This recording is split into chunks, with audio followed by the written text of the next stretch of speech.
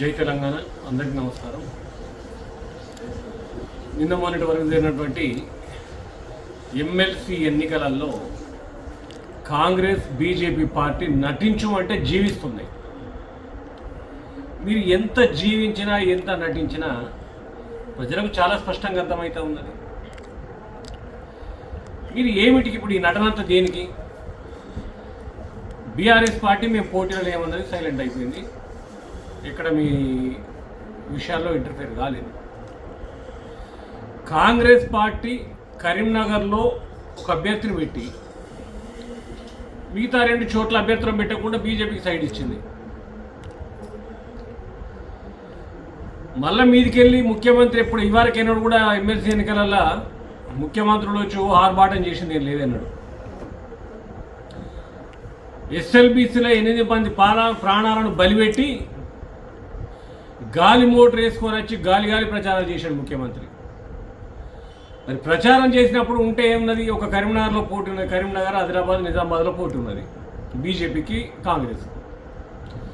రేవంత్ రెడ్డి ఎవరి గురించి మాట్లాడాలి? బీజేపీ గురించి మాట్లాడాలి. లేదు ఇంకెవరైనా పోటీలు ఉంటే వాళ్ళ గురించి మాట్లాడాలి. కానీ కేసీఆర్ గురించి, కేటీఆర్ గురించి, వీళ్ళ గురించి మాట్లాడడం అంటే నవ్విపోదురు కాక మాకేంటి సిగ్గన్న చందంగా తయారైంది వీళ్ళ పరిస్థితి. ఆయన బాహటంగానే చెప్పిండు, మా కాంగ్రెస్ పార్టీ నుంచి పోటీ చేస్తున్నటువంటి రెడీమేడ్ అభ్యర్థి నరేందర్ రెడ్డికి మీరు ఓటు వేసినా వేయకున్నా ఏం వచ్చినా నష్టం లేదు మాకని చెప్పేసాడు. మరి ఎవరికి ఓటేయమన్నట్టు? మా అభ్యర్థికి ఓటు వేయండి, మేము పలానా చేస్తాం, పలానా చేసినాం, ఇంకా చేస్తాం ముందున్నామంటాం. ఇంకా క్లియర్గా ఒక ఇండికేషన్ ఇచ్చిండు, మీకు ప్రభుత్వ పథకాలు సక్రమంగా అందుతూనే ఓట్లేమన్నాడు. అందుతలేవు అనేది పాల్జీకే పోర నుంచి మొదలు పెడితే లేచి నిలబడలేనంటే వృద్ధుడిని దగతామని చెప్తారు. కాంగ్రెస్ పార్టీ పథకాలు ఏమి అందుతలేవని ఇక ఓపెన్గా హింట్ ఇచ్చిన తెల్లారి ఢిల్లీ పోయినా మోడీ దగ్గర కూర్చున్నాం. ఏదైతే బీజేపీ ఆ 2 స్థానాల్లో కాంగ్రెస్ పోటీ లేకుండా చేసుకున్నది. ఇక్కడ ఒక డబుల్ గేమ్ ఆడి ఒక అభ్యర్థిని బుగ్గగాని చేసిండ్రు, గెలిచి మళ్ళా సిగ్గు లేకుండా కాంగ్రెస్ పార్టీ అంటుంది బీజేపీ బీఆర్ఎస్ ఒకటని కాంగ్రెస్ అంటది, బీజేపీ ఏమంటుంది కాంగ్రెస్ బీఆర్ఎస్ ఒకటని బీజేపీ అంటది. అసలు పోటీలో లేని బీఆర్ఎస్ పేరు ఎందుకు వస్తుంది మీ మధ్యలో? అంటే సిగ్గు ఎగ్గు లేకుండా మీరు ఆడుతున్నటువంటి బరిదెంపు ఆటలు ప్రజలకు అర్థమవుతలేమనుకుంటున్నారా? బీజేపీ గెలిచింది అక్కడ ఏమున్నది? ఎవరు పోటీ లేరు, అభ్యర్థులు లేరు.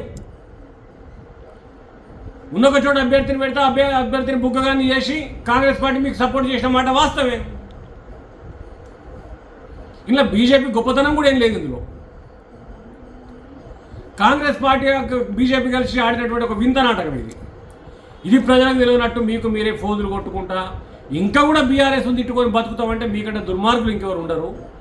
రాష్ట్రంలో పాలన అధోగతి పాలై ప్రజలు అంగడంగడైతా ఉంటే స్పందించిన బీజేపీ నాయకులు, స్వయం ప్రకటిత మేధావులు, సిగ్గు ఎగ్గనేది ఉంటే రేపన్న ప్రజాక్షేత్రంలోకి వచ్చి ప్రజలకు జరుగుతున్న అన్యాయం పట్ల స్పందించాలి. కానీ కాంగ్రెస్ బీజేపీ కలిసి ఆడుతున్న ఆట బీఆర్ఎస్ బీజేపీ పొత్తు అని ఒకటి, కాంగ్రెస్ బీఆర్ఎస్ పొత్తు అని ఒకటి.